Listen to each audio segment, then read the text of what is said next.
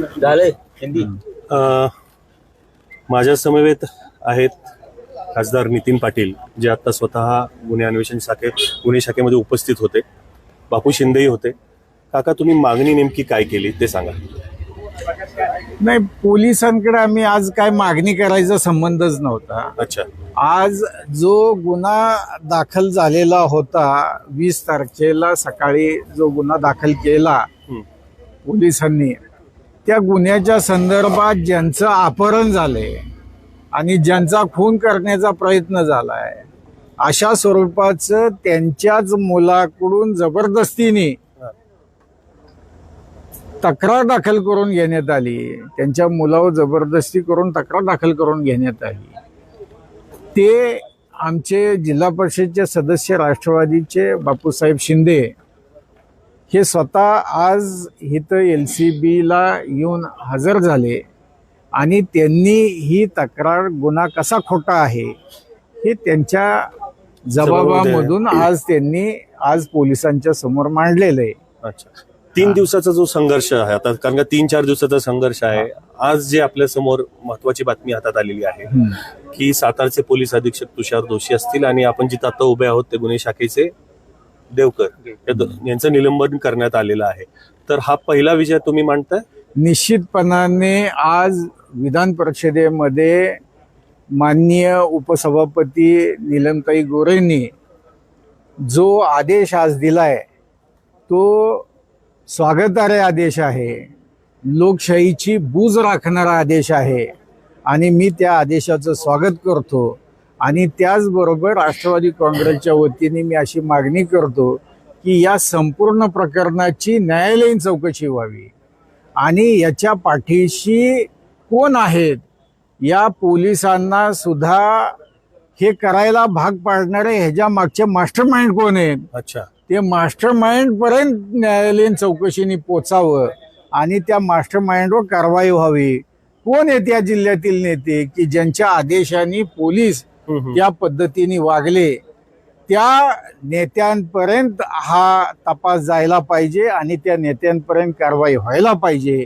तरच ही लोकशाहीला जो हा काळिमा लागलाय आणि या देशातली आणि या राज्यातली लोकशाही जिवंत आहे असं आपल्याला जनतेला त्याच वेळी आपल्याला सांगता येईल की नाही, या देशामध्ये, या राज्यामध्ये, या जिल्ह्यामध्ये लोकशाहीला सोडून हुकुमशाही पद्धतीने कुणालाही सत्ता मिळवता येणार नाही. बरोबर. आणि चुकीच्या पद्धतीचा वापर करून चुकीच्या पद्धतीने जाऊन सत्ता मिळवता येत नाही, हे आपल्याला या जनतेला दाखवून द्यावं लागेल.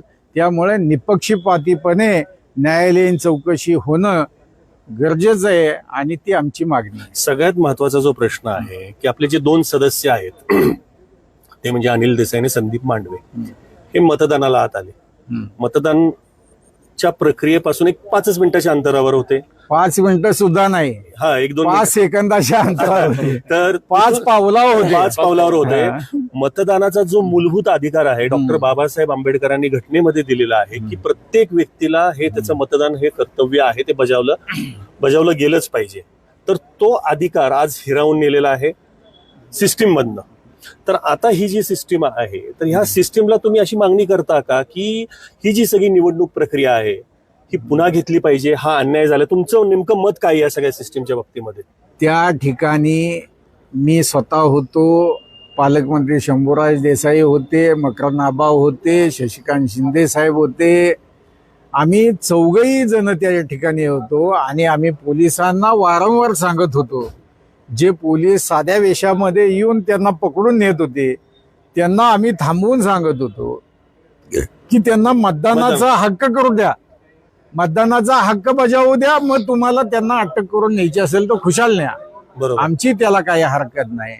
पण कोणत्याही स्वरूपाच्या ऐकण्याच्या मनस्थितीमध्ये ते साध्या वेशातील जे कोणी पोलीस होते ते नव्हते. ते कुणालाही जुमानण्याच्या, मंत्र्यांना सुद्धा जुमानत नव्हते, आमदारांना जुमानत नव्हते आणि खासदारांना पण जुमानत नव्हते. अशा प्रचंड मस्तीमध्ये आणि मगरुरीमध्ये त्यांनी त्या दिवशी. नाही, माझा थोडासा प्रश्न जो आहे ना तो असा आहे की पुन्हा आपण ही जी निवडणूक प्रक्रिया आहे अध्यक्ष उपाध्यक्षाची ती पुन्हा घ्यावी अशी तुम्ही मागणी करणार आहात का? निश्चितपणाने ही निवडणूक पुन्हा होणार ही मागणी आमची राहणार. हा. पण आता त्याला कायदेशीर आपल्याला बाजू तपासावी लागेल.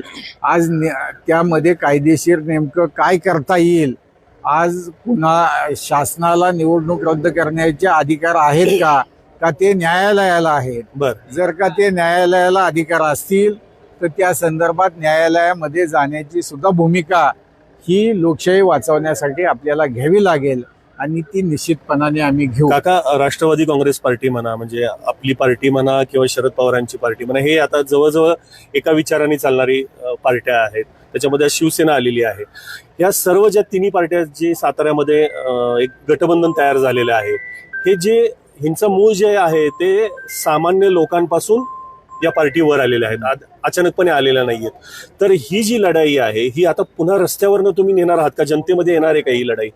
आता पहिलं यश आम्हाला आलेलं आहे की यामध्ये ज्या प्रशासनाचा वापर केला गेला त्या प्रशासनातल्या अधिकाऱ्यांवर कारवाईची जी आम्ही मागणी केली ती विधान परिषदेने मान्य केली आणि त्या संदर्भातचे आदेश झाले.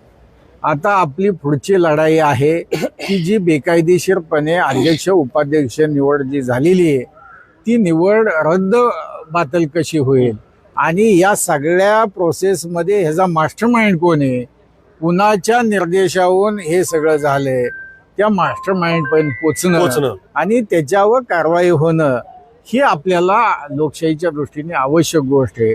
आणि तिथपर्यंतची लढाई आता इथनं पुढं दुसरा टप्पा लढाईचा आपल्याला चालू ठेवावा लागेल आणि तो निश्चितपणाने आम्ही सर्वजण मिळून तो चालू ठेवू. या गोंधळाच्या प्रक्रियेमध्ये पालकमंत्री शंभूराज देसाई यांना नेमकं लागलं काय?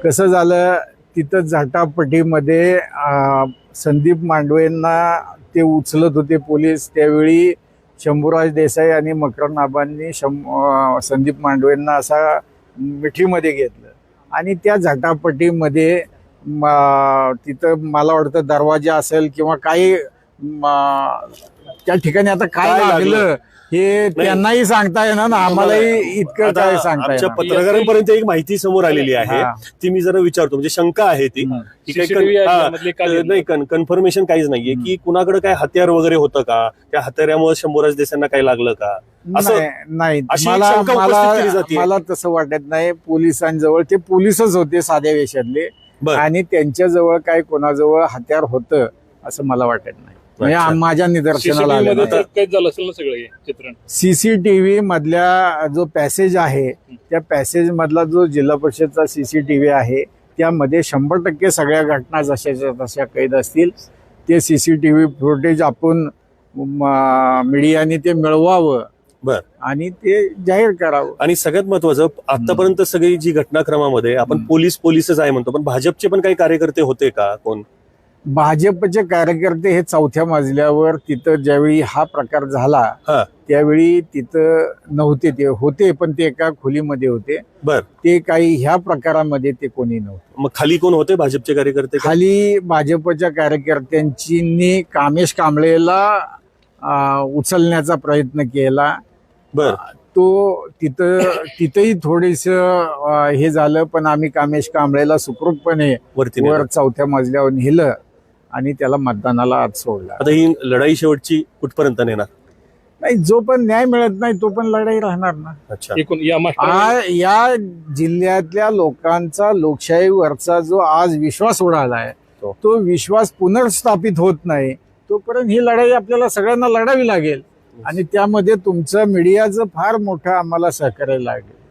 नक्कीच आम्ही मीडिया म्हणून तुमच्या सगळ्या या प्रक्रियेमध्ये बरोबर राहू अशी ग्वाही देतो, कारण का जो अन्याय झालेला आहे तो सर्वांना दिसतोय, तो आम्ही बरोबरच राहणार. आपण यामध्ये मास्टरमाइंड शोधला जाणार, तर मास्टरमाइंड कोण असावं आपल्याला काय वाटतंय? ते आता पोलीस किंवा ते जी न्यायालयीन चौकशी जी नियुक्त होईल त्यामध्ये येईल ना समोर. आज आपण कोणाचं नाव कसं घ्यायचं? धन्यवाद.